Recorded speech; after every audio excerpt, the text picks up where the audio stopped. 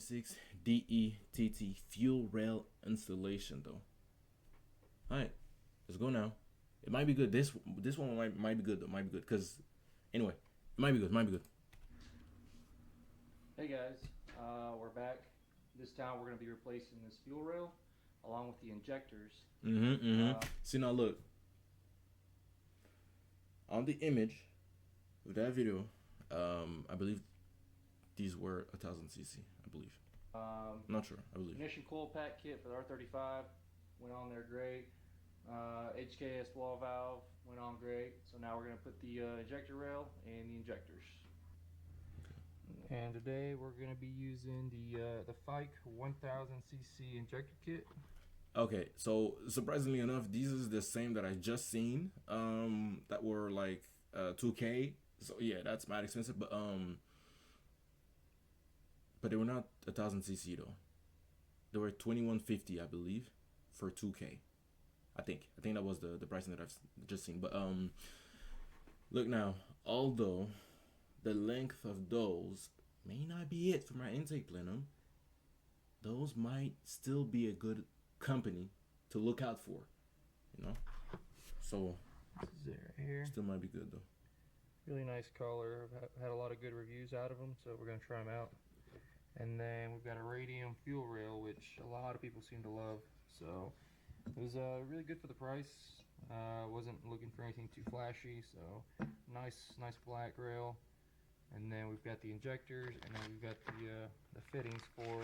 We got different fittings. Fuel rail that we're going to be putting on there. Okay, that's good. So if those fittings came with the fuel injectors from Fuel Injector Clinic, this might be good.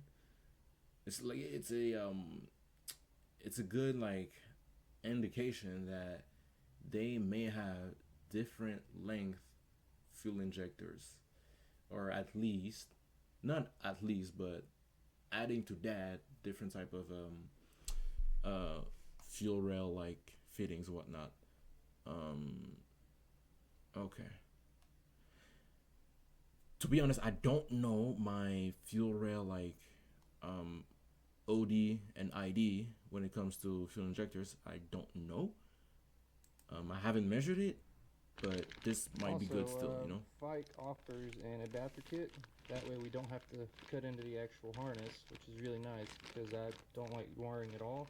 So this should be just a plug and play ordeal, which is really nice. So shout out to them for that. And shout out to them for that. Since they got the plug and play harness, that means that their fuel injectors connectors could also be different.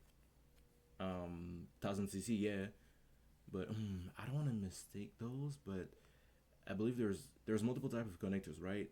There's EV14. This is one that I know, and I believe there's EV1 or something around that. Okay, something around that, and that since they still like different type of fuel injectors and harnesses for their fuel injectors, that means that the actual connections like over there could be different too, and they would pair with the OEM you know, fuel injectors harness of the engine harness. Okay. Alright guys, so to start off, we're going all this is good. Take good out to know. the, good to know. The fuel pump fuse, which is inside underneath the steering wheel where the fuse box is. We're going to take out the one that says ignition, and the one to the right says 15 alpha, or 15 amp I should say, and that way we can release the pressure of the lines.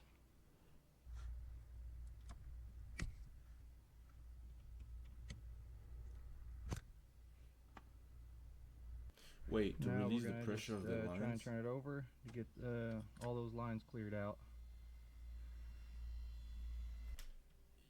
Yeah, but you could also just undo your fuel tank cap. You could also do that. Never mind.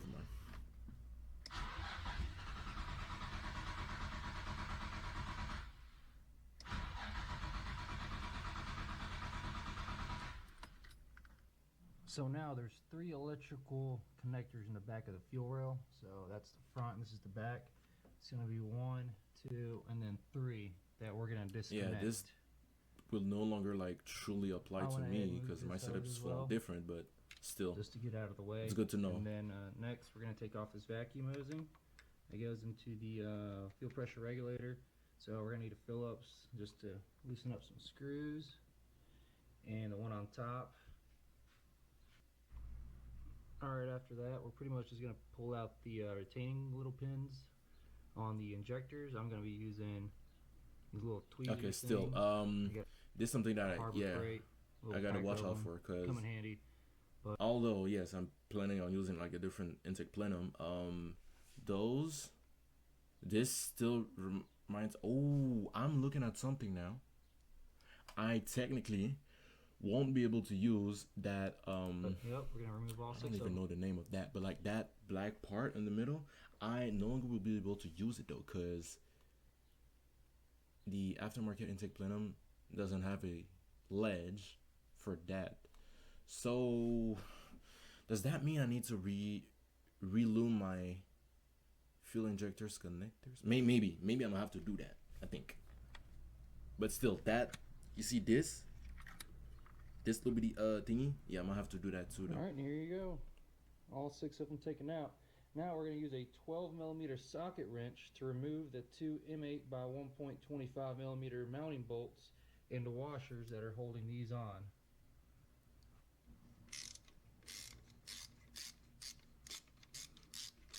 Yeah. One there, and one back here. Yeah, I'm thinking about once again, I'm thinking about that piece though. Yeah, I won't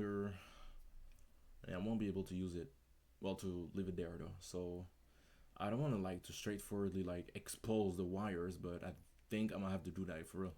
I think I could, you know what, I'm gonna double check on that, but I believe on the cylinder head, right, on RB26, there is a small ledge for mounting purposes though. And I believe, like, you see this one, this like divot is one of those ledge, I think. I'm not sure, but I think if so, I could make a custom like mounting ledge with new holes that I could utilize to have clamps, whatnot, to have the wire of my fuel injectors lined up. I could make something like that. I could. Super simple. I'm gonna have to look on that later on, like for. We should be able to just pull that rail out along with the injectors.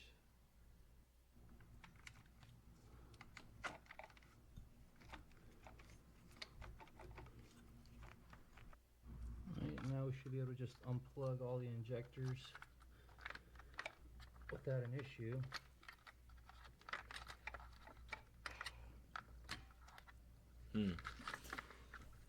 Yep, and there we go. Is that fuel I'm hearing? Alright guys, so got them all out. Oh yeah, yeah. Really simple. Alright guys, so yeah, this is the OEM. Okay, there's 2 missing, strange, but like this is the OEM. 1 missing. This is the OEM. Yeah, these are the OEM fuel injectors. Really simple. A lot simpler than I thought it was gonna be. If you're gonna reuse your old injectors, make sure you take the O-rings off and you install the ones that come with it, because Nissan puts some 10.45 size injectors, which is a real odd size. These are 11mm. That way they'll fit on into the rail without a problem. But yeah, if you're using your old ones, just make sure you use the O-rings that came with the kit. But in my case, we're going to be installing the Fike 1000 injectors, so everything's brand new and they're ready to go. So let's see how it goes. Also, for just now, I'm going to be using the old freaking honestly though, pressure regulator. If you're doing your fuel injectors right, especially putting 1000cc, you should also use a what's it called? You should like redo your fuel system at this point. I mean, at least when it comes to like entering your engine bay, right? Use an aftermarket fuel pressure regulator. Okay, just do that. So To be we're gonna honest, have to take this off the old rail. I did have to soak it in some WD-40. It was pretty stuck on there, but just make sure you get the right fitting cross tip screwdriver to get it out. So that way you don't mess up the threads on there. Also, the fuel rail does not come with the fitting kit. The fitting kit's like extra $75. So whenever if you do order this fuel rail, make sure you get the fitting kit that goes with it. Also, yeah, it's not gonna apply to me because I'm making my custom lines, but still, you know. That way we don't damage some of the seals as we put them in. All right, the next step is going to remove some of the seals as we put them in. Take some of this stuff out. I mean, yeah, but like don't put that though. Put some what is it called? O-ring lubricant. It's literally for that, for those purposes, you know. I would not put some going to remove these OEM fuel and oil mixed up together for lines. it's not. So they're practically mounted right here. It doesn't sound right though. There's 3 bolts that go underneath the intake manifold. They're 10 millimeter.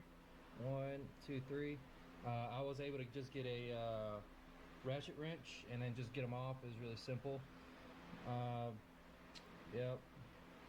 The lines are really stuck on there, so I grabbed a set of these and just kind of grabbed onto the line and twisted it until it finally came off. So that's going to be pretty simple to take off. We're also going to take off the that's crazy because this side of on my car, bro, on my engine bay, it's so different, bro. I got a lot of stuff deleted, a lot of stuff custom made. Yo, this side is different for me, bro. OEM assembly that goes to the fuel filter. It's like it's the same idea, yeah, but it's so we're gonna custom, take that bro. off, It's different. It's just the hose itself, and then the return line that goes onto the hard line down there. Yeah, this one. Yeah, I know exactly which line he's talking about. We're gonna take that off as well because we've got extra line or new line that's gonna go into the actual fuel rail, and I'll show you out here in a minute. All right, guys. So this is what the rail is looking like right now. Doesn't look too bad. The back of the fuel rail is actually gonna be your feed, and the front of the rail is now gonna be your return. So let me show you what that's gonna look like with the fuel filter. So let me rephrase this. So this fuel filter, you see how the outlet, as in the top part, is facing forward. We're actually gonna have to loosen that and make it face backwards because that hose that we're gonna be installing is going to be going from the fuel filter back here to the end of the fuel rail, to the actual rear of the inlet fuel rail, and then it's gonna come back here and it's gonna return into that fitting down there. So it's gonna be a little bit different, but we'll get there. All right, so we got the fuel filter loose and we've got it facing the rear. So now I just have to start hooking stuff up. All right, and this is the nice setup. Yeah, it doesn't look too bad though. It looks so much nicer in person than in the video, but it's good to go. I actually took out the OEM O-rings that the injectors came with, and I put the radium to make sure that they fit as they should, and they're nice and snug, and I don't think we'll have an issue getting them on there. So let's go ahead and put this on. Sure. All right, so we've got the fuel rail and the injectors on there. We still have to run our lines, our feed and return lines, and hook them up and see how it goes. All right, so we've got all the lines hooked up right here, along with the fuel filter, and then the rear line. It goes to the rear of the fuel rail. And now we're gonna get these adapter kits put on. That way we don't have to cut into our wiring harness. There'll be a direct fit to our new injectors. That way if you ever need to go back to OEM, you can for whatever do so. reason, it's just disconnect and plug and play. All right, everything's installed. Everything seems secure. We're just about to put that fuse back in, cycle the pump a few times, get everything pressurized, and let's make sure there's no leaks.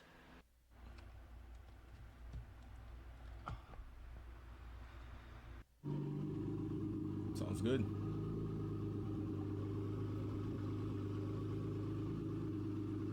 Yeah, doesn't look too bad now. Alright guys, well everything seems to be in working condition.